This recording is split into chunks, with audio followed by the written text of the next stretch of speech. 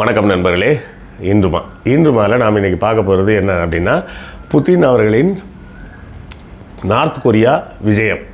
திடீர்னு நேற்று north Korea போயிருக்கார். எதுக்கு போனார், என்ன பேசினாங்க, என்ன விஷயங்கள் அப்படிங்கிற விஷயத்தெல்லாம் தான் நம்ம இன்றைக்கி பார்க்க போகிறோம். அப்புறம் நண்பர்களே, புத்தகம் வாங்குவதற்கான வழக்கமான ஒரு கோரிக்கை. நம்ம இந்த வினோத வாய்ஸ் சேனல் மானிட்டைஸ் ஆகிடுச்சு, எல்லாம் உங்கள் அன்பின் ஆதரவும் காரணமாக. அதனால் இப்போ இதில் விளம்பரங்கள் வருது. ஆனாலும் இந்த விளம்பரங்களின் மூலம் வரக்கூடிய வருமானம் நம்ம கேஆர்வி சேனலில் வந்த அளவுக்குலாம் ஒன்றும் வராது. அதோட கம்பேர் பண்ணால் 1/10 பங்கு வந்தாலே ஜாஸ்தின்னு வச்சிங்களேன். உங்கள் ஆதரவு தொடர்ந்து எங்களுக்கு வேண்டும். புத்தகங்கள் வாங்கினீங்கன்னா அதை கொண்டு இந்த சேனலை நடத்துவதற்கு இன்னும் கொஞ்சம் சிறப்பாக நடத்தலாம். செய்திகளையும் இன்னும் அழகாக சேகரித்து கொடுக்கலாம். ஸோ இல்லை சார், பணம்லாம் கேட்காதீங்க சார். நம்ம பணம்லாம் கேட்குறது கிடையாது. நம்ம கேட்குறது என்ன கேட்போம், புத்தகங்கள் வாங்கி அதன் மூலமாக வருவாயை வைத்து நடத்துகிறோன்னு தான் சொல்கிறோம். இல்லை சார், புக்கெல்லாம் வாங்குறதுக்கெல்லாம் இப்போதைக்கு முடியாது சார், படிக்கிறதுக்கே எனக்கு நேரம் இல்லை சார் அப்படி இப்படின்னு நிறைய பேர் சொல்லலாம். வெளிநாடு வாழ் மக்கள் நீங்கள் புத்தகங்கள் வாங்கணும்னா முடிஞ்ச நேரம் வாங்கினாலும் வாங்குங்க. இல்லை வேண்டாம் அப்படின்னா அமேசான்லேருந்து கிண்டில் வெர்ஷனே நீங்கள் எடுத்து படிச்சுக்கலாம். பாபர் நாமா வர உள்ள எல்லா புத்தகங்களும் அமேசான் கிண்டிலில் கூட இருக்குது. இது எல்லாம் எதுவுமே முடியாதுன்னா கூட இந்த வீடியோக்களை ஷேர் பண்ணுங்கள். ஷேர் பண்ணாலே அதுவும் ஒரு வகையால் ஆதரவு தான். லைக் போடுங்க, கமெண்ட் போடுங்க, எல்லாமே ஆதரவு தான். ஸோ ஏதாவது ஒரு வகையில் எங்கள் சேனலுக்கு தொடர்ந்து உங்கள் ஆதரவை கொடுத்து கொண்டே இருங்க. G7 மாநாடுகள்லாம் முடிஞ்சுது.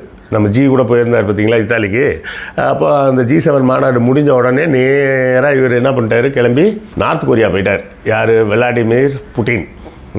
இது 25 ஆண்டுகளுக்கு பிறகு இப்போ அவர் போயிருக்காரு அப்படின்றது ஒரு முக்கியமான செய்தி. இப்போ இவ்வளோ நாள் கழித்து, இத்தனை வருஷம் கழித்து அவர் அங்கே போக வேண்டிய காரணம் என்ன, கட்டாயம் என்ன அப்படின்னு பார்த்தோம்னா, ஏற்கனவே நமக்கு தெரியும், 2ஆம் உலகப் போருக்கு பிறகு கொரியா 2ஆக பிரிக்கப்பட்டது. அதற்கு முன்பு ஒரு மன்னராட்சி மாதிரி ஒரு ஆட்சியில் இருந்தாங்க.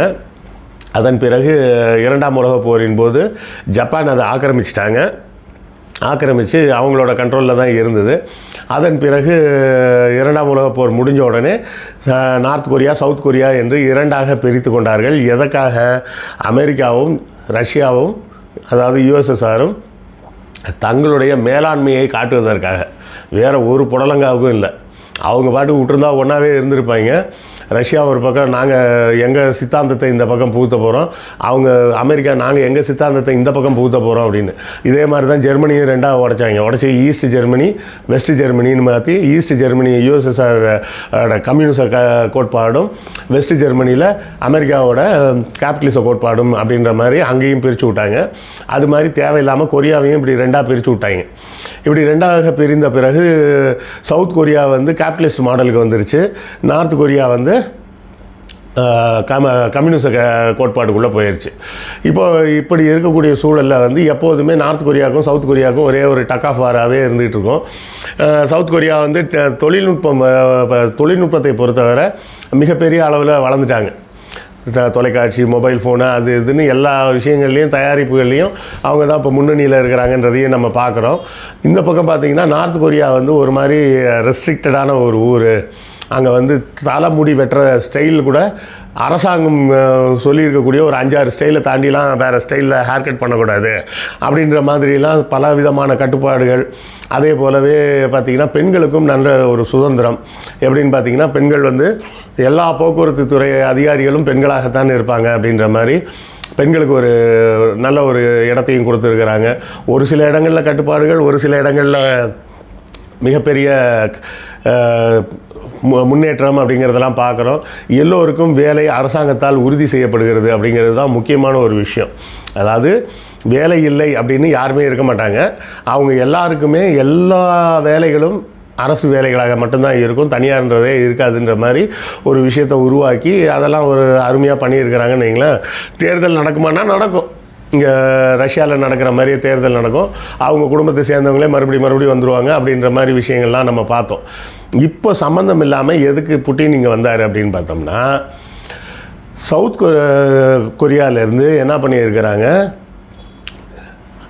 உக்ரைனுக்கு சில உதவி பொருட்கள்லாம் அனுப்புகிறேன்னு இருக்கிறாங்க. அந்த உதவி பொருள்களோடு சேர்த்து ஆயுதங்களும் அனுப்பியிருக்கீங்களா அப்படிங்கிறது ரஷ்யாவோட கேள்வி. இது சவுத் கொரியா என்ன சொல்லுது, நாங்கள் ஆயுதங்கள்லாம் அனுப்பலை, நாங்கள் வந்து வெறும் உதவி பொருட்கள் தான் அனுப்பிச்சிருக்கோம் அப்படின்னு மறுத்துருக்கிறாங்க. ஆனாலும் புட்டின் வந்து அதை ஏற்றுக்கொள்ளவில்லை. அதை ஏற்றுக்காம தான் அவர் என்ன பண்ணுறாரு, நார்த் கொரியாவுக்கு போகிறார். ஏன்னா நார்த் கொரியாவும் அவங்களும் ஒரே மாதிரியான கோட்பாடை கொண்டவர்களில் போனால் அந்த ஒரு வீடியோ பார்த்தா மிரண்டுட்டாங்க. நான் ஏதோ சவுத் கொரியா வந்து கம்யூனிஸ்ட் நாடு ஒரு மாதிரி கன்றாவியாக இருக்கும் அப்படின்னு நினச்சா, ஒரு ரோடு காமிக்கிறாங்க, 16 வழி சாலைங்க, 16 லேன் இருக்குது அந்த ரோட்டில். அந்த 16 லேன் தாண்டி அதுக்கப்புறமா ஒரு பெடஸ்ட்ரியன் ஏரியா போட்டிருக்காங்க, நல்ல புல்வெளியெல்லாம் போட்டு ரொம்ப அழகாக இருக்குது. ரேலினா அதுதான் ரேலி. அது மக்களை வந்து கட்டாயப்படுத்தி அரசாங்கமே வர சொல்லிச்சா இல்லை அவங்களே விரும்பி வந்தாங்களான்னு தெரியல. அவ்வளோ பேர் நிற்கிறாங்க, கிலோமீட்டர் கணக்காக. அப்படி நின்று புத்தினுக்கு ஒரு மிகப்பெரிய வரவேற்பை கொடுத்துருக்குறாங்க. புத்தினும் மிக மகிழ்ச்சி அடைஞ்சிருக்கிறாரு. அதே போலவே என்ன பண்ணியிருக்கிறாங்கன்னா, கார்லாம் பார்த்தோம்னா எல்லாம் BMW அது இதுன்னு இப்போ லேட்டஸ்ட் மாடல் தான் வச்சுருக்கிறாங்க. சொல்லப்போனால் எந்த ஐரோப்பிய நாடுகளும் இவங்களுக்கு எந்த ஏற்றுமதியும் பண்ண மாட்டாங்க. அப்போ எங்கேருந்து வந்திருக்கோம்னா சைனாலேருந்து வந்திருக்கும்னு நினைக்கிறேன். சைனாலேருந்து இவங்க வாங்கியிருப்பாங்கன்னு நினைக்கிறேன். எப்படி வந்து தான் வாங்கினாங்கன்னு தெரியல, வாங்கியிருக்கிறாங்க. ப்ளஸ் வந்து ரஷ்ய அதிபர் புட்டின் என்ன பண்ணியிருக்காருன்னா, அந்த ரஷ்யாவோட பிரசிடெண்ட் மட்டுமே பயன்படுத்தக்கூடிய ஒரு ஸ்பெஷல் மாடல் காரை இவருக்கு நார்த் கொரியா அதிபருக்கு பரிசாக கொடுத்துருக்கிறாரு. 2 பேரும் ஒன்றா வேறு ஏறி உட்காந்து புட்டின் வேறு ஓட்டி காமிச்சிருக்கிறாரு காரை. அப்படி ஜாலியாகலாம் போயிருக்காங்கன்னு வைங்களேன். சரி, இப்போ இதுக்கு இப்போ இந்த சந்திப்பின் மூலமாக என்ன நடந்திருக்கு அப்படின்னு பார்த்தீங்கன்னா, சில இராணுவ ஒப்பந்தங்களை போட்டிருக்காங்க. அந்த இராணுவ ஒப்பந்தங்களில் முக்கியமான ஒரு ஒப்பந்தம் வந்து ஒரு சில ட்ரோன்கள் போன்ற கருவிகள்லாம் நார்த் கொரியாவிலேருந்து ரஷ்யா வாங்கியிருக்கு. ரஷ்யா வாங்குவதும் ரஷ்யா பதிலுக்கு வந்து நார்த் கொரியாவுக்கு சேட்டலைட் ரைட்ஸ் எல்லாம் கொடுக்குறதும். ஏன்னா நார்த் கொரியாவுக்கு சேட்டலைட்டுன்னு பெருசாக எதுவும் கிடையாது, தனியாக எதுவும் கிடையாது.